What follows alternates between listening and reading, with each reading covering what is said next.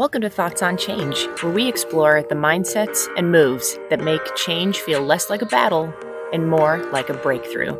I'm your host, Kelly Mallory. So every one of us, every CI and PI practitioner runs into the same wall.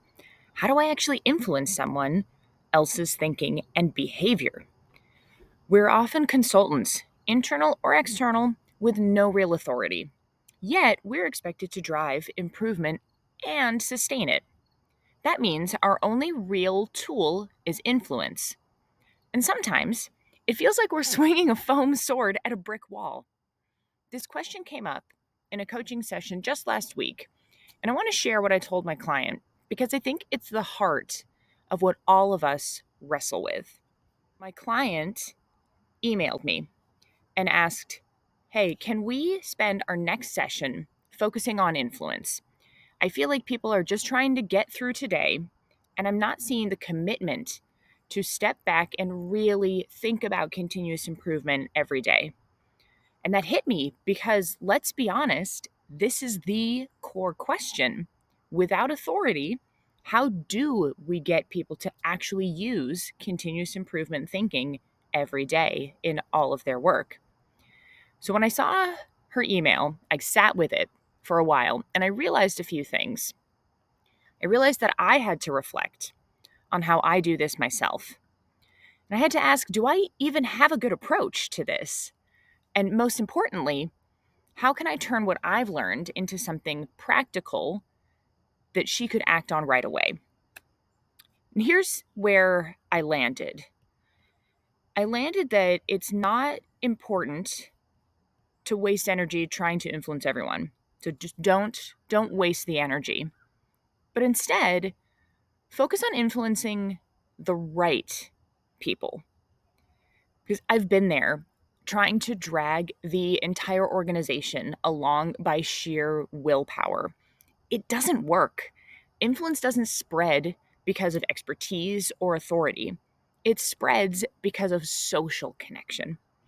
We've all seen that adoption curve, right? Early adopters, middle majority, skeptics. Sure, it's helpful, but here's the flaw.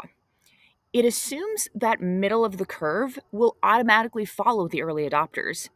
But what if those early adopters don't have influence over anyone outside of their circle? That's where a better model comes in that I first learned about from my friend Mark Rosenthal. This is about social contagion. So ask yourself, which of these models are you using? Right? Social contagion means think about contact tracing during COVID, right? Ideas like viruses spread through networks of people. The fastest way to influence isn't necessarily to convince the whole organization. It's to identify those nodes of influence, the people others naturally listen to and follow. So think about that versus this adoption model that we've been using all the time. And here's really the key shift, right? Stop asking, how do I convince everyone? And instead start asking whose influence already reaches the people we need to move.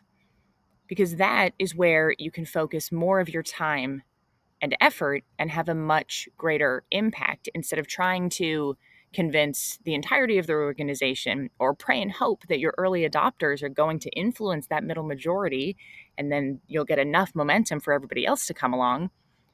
Who really influences the people that you need in the end to adopt the new way? So here is my challenge for you. First, pick one change you're working on right now.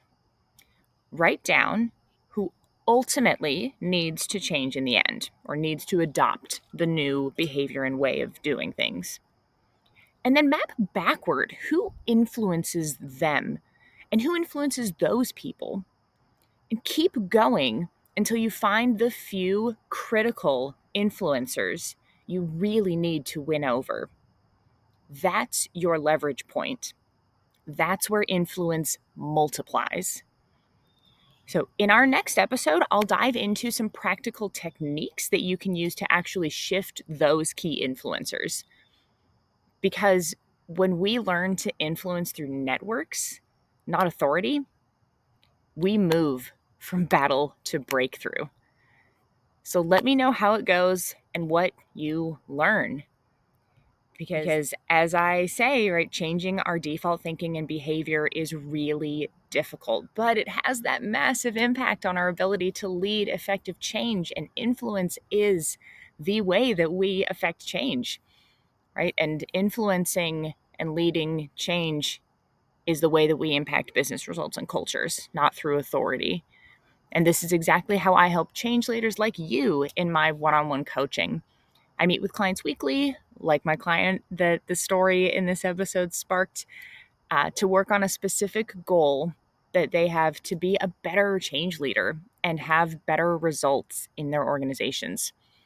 So if you're interested in learning more, visit my website, kellymallory.com, or shoot me an email at kelly@kellymallory.com.